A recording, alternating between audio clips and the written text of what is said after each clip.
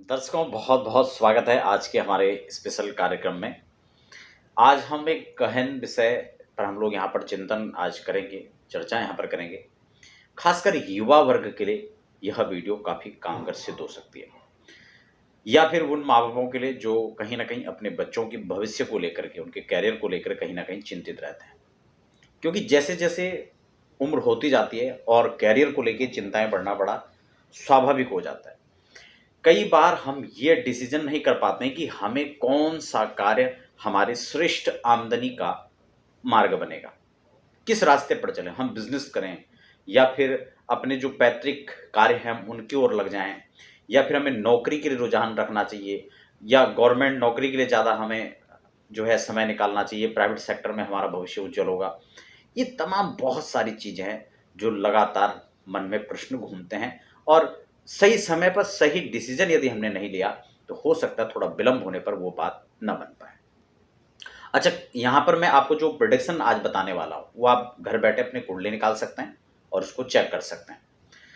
तो दर्शकों, हम चर्चा को यहाँ पर शुरू करें। यदि आप नए दर्शक हैं और आपने अभी तक चैनल को सब्सक्राइब नहीं किया तो आप चैनल को सब्सक्राइब जरूर कर लीजिए, ताकि आने वाले समय में भी आपको इसी प्रकार से ज्योतिष हो, चाहे अध्यात्म की हो, तमाम मुहूर्त की जानकारी हो, आपको समय समय पर हम लोग देते रहेंगे। तो सबसे पहले यहाँ पर हम लोग जब इसकी बात करेंगे तो इसके लिए एक तो जब विद्यार्थी जीवन होता है उस समय भी एक विषय है कि हम कौन से हमारे भविष्य में कौन सी इस प्रकार की आकलन जो गणित यहाँ पर जो है ज्योतिष की है वो क्या निकल करके सामने आती है कि हमें किस फील्ड की ओर जाना चाहिए। ये विद्यार्थी जीवन से तय हो जाना चाहिए, या तो बच्चे की रुचि के ऊपर तय होना चाहिए, या फिर बच्चा भी डिसीजन न ले पा रहा हो तो माँ बाप ऐसी स्थिति में, ऐसी सिचुएशन में क्या करें कि उसको किस तरह प्रोत्साहन करें। दो चीजें यहां पर निकल करके आती। लेकिन जब बच्चा बड़ा हो चुका है, अपने होश-हवास में है, अपना भला और बुरा समझता है, तब उसको कैरियर के कौन से क्षेत्र में उसको अपने कैरियर को सुरक्षित करने के लिए जाना चाहिए। यहां पर दो तीन चीजें मुख्य निकल करके आती हैं। एक तो नौकरी के लिए, अब उसमें गवर्नमेंट जॉब भी हो सकती है, प्राइवेट सेक्टर की जॉब भी हो सकती है। दूसरा आता है कि हमें पैतृक कार्य जो है, ठीक है, मान लो कोई पैतृक व्यवसाय चल रहा है, या पिताजी के जिस क्षेत्र में काम करते हैं उससे संबंधित कोई क्षेत्र हो, या फिर सेम उसी को कॉपी करना हो गया, या फिर दूसरा एक और चीज बचता है व्यापार, बिजनेस के लिए। अब बिजनेस में अनेक अनेक पार्ट हो सकते हैं, वो छोटे लेवल से लेके बड़े लेवल तक जो है बहुत सारी स्थितियां हो सकती हैं, वो अलग विषय है। तो हम साथ साथ इन पर चर्चा करेंगे कैसे इसको हम देखें अपनी कुंडली के अंदर कि हमें कौन सी चीज यहाँ पर सूट करने वाली है, कौन हमारे जीवन के लिए श्रेष्ठतम आय का आधार बनेगा। ठीक है ना। एक तो चल रहा है, हम नौकरी भी कर रहे हैं, लेकिन हमारी किस्मत में तो राजनीति ज्यादा थी, लेकिन हम उस तरफ रुझान नहीं ले रहे हैं। विचार तो आता है, लेकिन शुरुआत कहां से करें ये समझ नहीं आ रहा है। फिर शुरुआत तो हम चलो कर दें, लेकिन क्या इससे हमारा जीवन सुरक्षित हो पाएगा, नहीं हो पाएगा, राजनीति हमारे भाग्य में है या नहीं है। तो ये बहुत सारे प्रश्न उठते हैं। अब इसके लिए हम जन्म कुंडली आप खोल लीजिए, और उसमें जो लगातार हमारे कार्यक्रम देखते हैं वो समझ रहे होंगे, मैं थोड़ा और सरल करके समझाऊंगा ताकि नए दर्शक भी इस बात को समझ पाए। तो सबसे पहले हमें नवम भाव को चेक करना है, यानी नाइन्थ लॉर्ड। क्रम से जब फर्स्ट वाला खाना होता है वहां से लेके सीधा नवम भाव तक आ जाइए कुंडली के। नवे भाव में आकर के आप देखिए कि नवम भाव में कौन सा अंक लिखा हुआ है। मान लो आपका मेष लग्न है तो नवम भाव के अंदर, नाइन्थ हाउस के अंदर क्या लिखा होगा, वहां पे 9 लिखा होगा। अगर 2 से शुरू करेंगे, 2 लगन होगा, वृषभ लगन, तो यहां पर 10 लिखा होगा। अब इस हिसाब से आप अपनी कुंडली में देख लीजिए वहां पर क्या लिखा हुआ है। अब आप अपने नाइन्थ लॉर्ड को देख लीजिए, आपका नवम भाव का नवमेश यानी आपका कौन है, यानी भाग्येश कौन है। दूसरी चीज आपको क्या देखना है, कर्मेश। भाग्य तो हमने देख लिया, लेकिन कर्म का मालिक किस ओर इशारा कर रहा है, हमें कौन सा कर्म करना चाहिए। बहुत ध्यान से समझना, आज की जो चर्चा है, थोड़ा हो सकता है वीडियो 2-4 मिनट लंबी हो जाए, लेकिन ये समझने का विषय है। पहला, नाइन्थ लॉर्ड यानी भाग्य किस ओर इशारा कर रहा है। दूसरा, दशमेश कर्मेश यानी कर्म किस ओर इशारा कर रहा है कि कौन से कर्म करने से, कौन से कार्य में हमारी तरक्की विशेष छुपी हुई है। और तीसरा इसमें हमने देखना है हमारा आय का मालिक कौन है, यानी एकादश का जो लॉर्ड है, एकादशेश हमारी कुंडली के अंदर कौन है। समझ रहे हैं, ज्योतिष की भाषा में एकादशीस, यानी एकादश का जो स्वामी है उसका जो अधिपति उस घर का है वो कौन है। तो 3 चीजें आप अपनी कुंडली में फाइंड आउट कीजिए। पहला 9th लॉर्ड, 10th लॉर्ड और 11th लॉर्ड, तीनों को आप देख लीजिए कि वो कहां कहां बैठे हुए हैं और कौन सा ग्रह है वो। समझ रहे हैं? सबसे पहले वो कौन सा ग्रह है, हमारा 9th लॉर्ड कौन सा है, 10th लॉर्ड कौन सा और 11th लॉर्ड कौन सा है। अब इसमें हमने 2 चीजों को देख लेना। पहले तो हमारा भाग्य का जो मालिक है, भाग्य का जो स्वामी है वो कहां बैठा हुआ है, क्या लक हमारा साथ दे पा रहा है या नहीं। इस पर मैं अलग से भी चर्चा करूंगा एक स्वतंत्र वीडियो में, ताकि भाग्य के अलग अलग पहलुओं पर हम लोग उसमें स्वतंत्र रूप से चर्चा कर सकें। कई बार क्या होता है कि व्यक्ति मेहनत तो बहुत करता है।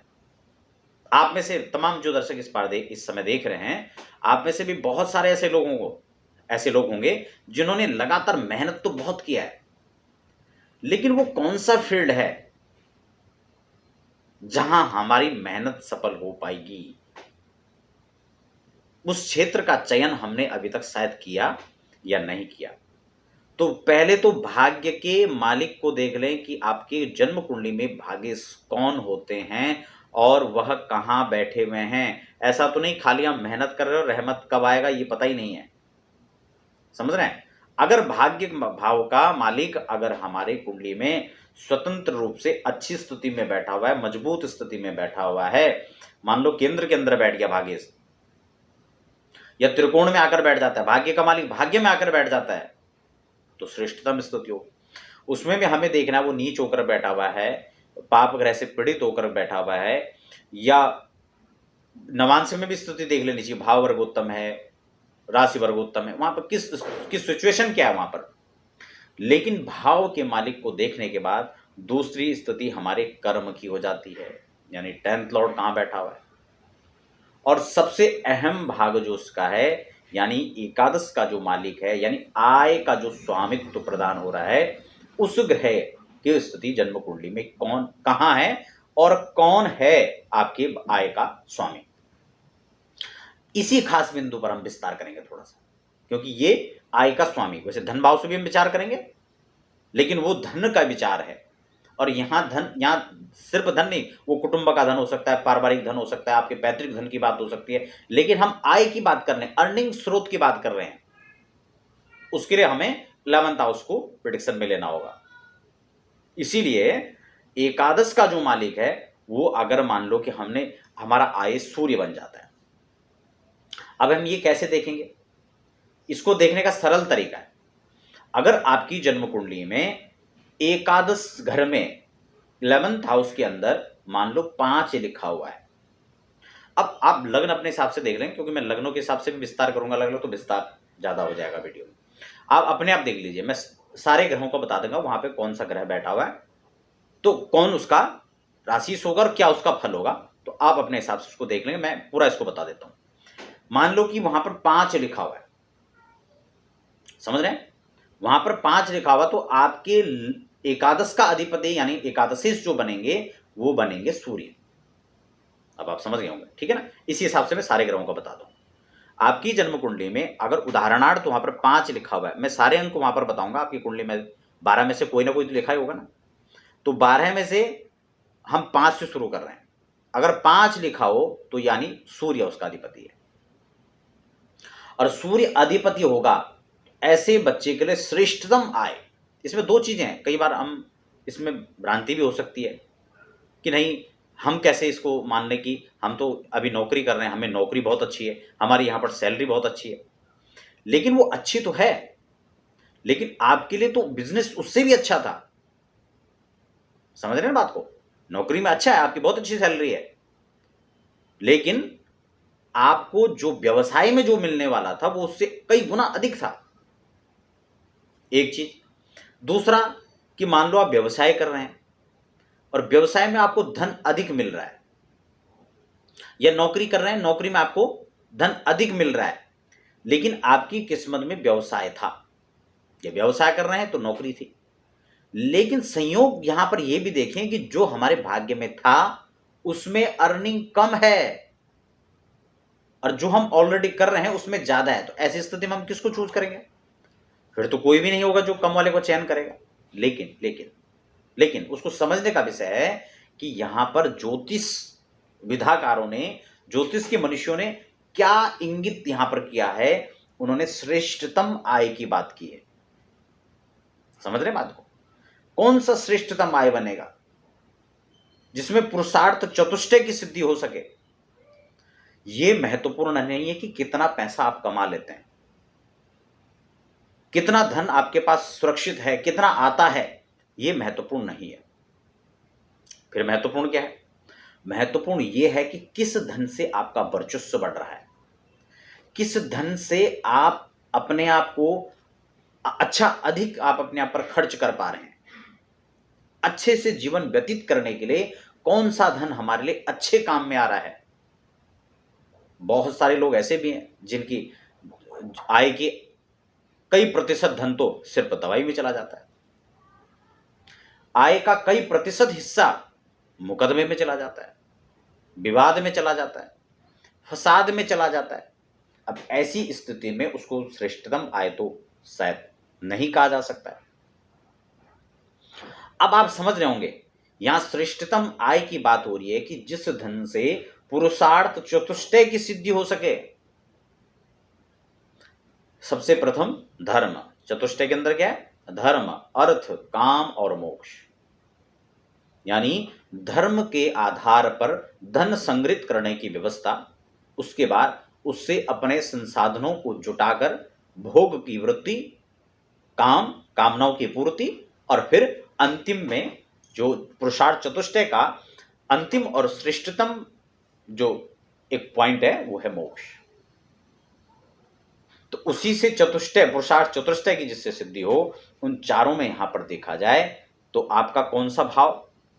जो धन भाव का मालिक आपका सूर्य बन रहा है, ऐसे व्यक्ति के लिए नौकरी सबसे श्रेष्ठ है। समझ गए? नौकरी में भी उसमें दो चीजें हैं। मान लो पिताजी हमारे आर्मी में हैं, अब ये मंगल का फील्ड है, लेकिन पिता से संबंधित जो क्षेत्र है वो इसको सूट करने वाला, मंगल की सिचुएशन उसमें देख लेनी चाहिए। लेकिन या फिर पैतृक जो कार्य है या पिता जिस फील्ड में काम कर रहे हैं वो फील्ड आपके लिए ज्यादा श्रेष्ठतम आय का साधन बनने वाला है, या बनना चाहिए, या बनेगा। तो अगर आप उसका चयन करते हैं तो आपके पुरुषार्थ चतुष्टय के साथ धन संग्रह का श्रेष्ठतम आधार बनेगा।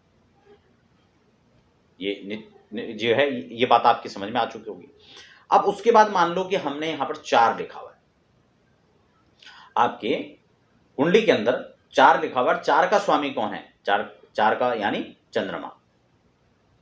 चंद्रमा यदि वहां पर बैठे हुए हैं, यानी चंद्रमा का घर वहां पर है, तो ऐसी स्थिति में कहीं ना कहीं आपको नौकरी और नौकरी बाद माता से संबंधित या मातृपक्ष से संबंधित जो कार्य हैं उनमें से किसी फील्ड को चयन करना चाहिए। साथ ही साथ सफेद वस्तुओं का जो व्यापार है उसको भी आप कर सकते हैं। उसके अलावा व्यवसायिक में अगर आप जाते हैं तो तरल चीजों का तरल पदार्थों का जो व्यवसाय है वो आपको करना चाहिए। इसमें डेयरी प्रोडक्ट भी आ सकता है, दूध का कार्य आ सकता है, जल से जुड़ा हुआ जो क्षेत्र है उसमें आपको जो है यहां पर सिद्धि मिल सकती है। यह लगातार जो जल में ही कार्य हो रहे हैं, जल से संबंधित जो कार्य हैं, जैसे शिप में बहुत सारों की नौकरी लग जाती है तो लगातार कई महीनों तक उनको पानी में रहना पड़ता है, तो वो सारी चीजें, सारी जो बातें हैं वो इससे संबंधित आती हैं। इसके साथ ही जो है ननिहाल पक्ष में जैसे मैंने आपको बताया, डेयरी प्रोडक्ट का बताया, तो अगर 4 वहां पर लिखा हुआ है तो इससे संबंधित जो बातें हैं वह आपके श्रेष्ठतम आय का आधार बन सकता है। उसके बाद बात आती है आईएएस में मंगल की, यानी 1 और 8 अगर आपके 11th हाउस में लिखा हुआ है तो यानी मंगल उसका आधिपत्य होगा। मंगल के आधिपत्य होने पर अगर मंगल वहां पर श्रेष्ठतम बैठा हुआ है, मैं ये सारे पॉइंट आपको इसलिए बता रहा हूं क्योंकि इसी में से कोई ना कोई आपकी जन्म कुंडली में बैठा हो। अगर मंगल बैठा होगा तो राजनीति ऐसे लोगों को बहुत अच्छे से भा सकती है। कंस्ट्रक्शन का जो बिजनेस व्यापार है वो उनको भा सकता है। प्रॉपर्टी में मान लो नौकरी कर रहे हैं और नौकरी के साथ साथ अगर वो प्रॉपर्टी का बिजनेस करें, प्रॉपर्टी में निवेश करें, तो वो उनके लिए आय का श्रेष्ठतम आधार बन सकता है। नौकरी करते रहें, कोई दिक्कत नहीं है, लेकिन नौकरी के साथ साथ में अतिरिक्त व्यवसाय जो यहां पर है वो उनके लिए बहुत अच्छा है। शासन प्रशासन की नौकरियों के लिए उनको तैयारी करनी चाहिए। प्रशासनिक जो विभाग हैं, ठीक है, आईएएस की तैयारी कर सकते हैं, वो उनके लिए यहां पर श्रेष्ठतम आधार बनेगा, उनके कैरियर का बहुत मुख्य बिंदु बनेगा। तो आप उसके लिए यहां पर तैयारी कर सकते हैं। सेना के लिए आप तैयारी कर सकते हैं, और सेना में भी उच्च अधिकारियों, उसके लिए आप तैयारी कीजिए, क्योंकि आपका श्रेष्ठतम आधार वहां बनेगा, आपके भविष्य का एक सिक्योर हिस्सा वाला है। तो जिन लोगों के 1 और 8 है वो इससे संबंधित तैयारी करें, या फिर वहां पर वो नहीं कर पा रहे हैं, वहां से आगे निकल चुके हैं, वहां पर आयु सीमा है, शिक्षा है, दलाली से संबंधित जो लोग कार्य करते हैं वह भी मंगल के अंडर में आता है। कमीशन एजेंट जो होते हैं उनका क्षेत्र भी मंगल में आता है, शनि का भी आता है लेकिन मंगल का भी। अब हम बात करेंगे 3 और 6 वहां पर लिखा हुआ है, यानी बुध वहां का आधिपत्य बनता है। तो बुध जो है विशुद्ध यहां पर व्यापार या फिर बुद्धि और बुद्धि चातुर्य के द्वारा धन अर्जित के लिए श्रेष्ठतम आधार बनता है। अब बुद्धि के द्वारा क्या क्या हो सकता है, जितने भी ट्यूशन पॉइंट चल रहे हैं वो सब बुद्धि का काम है। कंसल्टेंसी का जो वर्क है वो सब जो है बुद्धि के अंदर में आता है। आपका जो है वकील आ गए, डॉक्टर आ गए, एस्ट्रोलॉजर आ गए, और सीए चार्टर्ड अकाउंटेंट जो होते हैं वो सब इसी उसमें आते हैं। उनका जो व्यवसाय है वो कहीं ना कहीं बुद्धि बौद्धिक रूप से जुड़ा हुआ है और बुद्ध के अंतर्गत जुड़ा हुआ है। अगर आपका ये बुध, और इसमें एक चीज ये भी देख लेनी चाहिए कि बुध की सिचुएशन क्या है कुंडली के अंदर, फिर उससे संबंधित हमें उससे उपाय भी करने चाहिए। जितने कोचिंग सेंटर है, ट्रेनिंग सेंटर है, सब बुध के अंदर में आते हैं, तो उसके लिए श्रेष्ठतम आधार ये हो सकता है। अब हम बात कर लेते हैं बुध के बाद बृहस्पति, यानी 9 और 12 अगर 11वें घाव के अंदर लिखा हुआ है तो उसमें बृहस्पति आएंगे, और बृहस्पति में जो भी आध्यात्मिक वृत्ति, धार्मिक क्षेत्र से जुड़ा हुआ जो काम है वो सब इसी अंडर में आता है।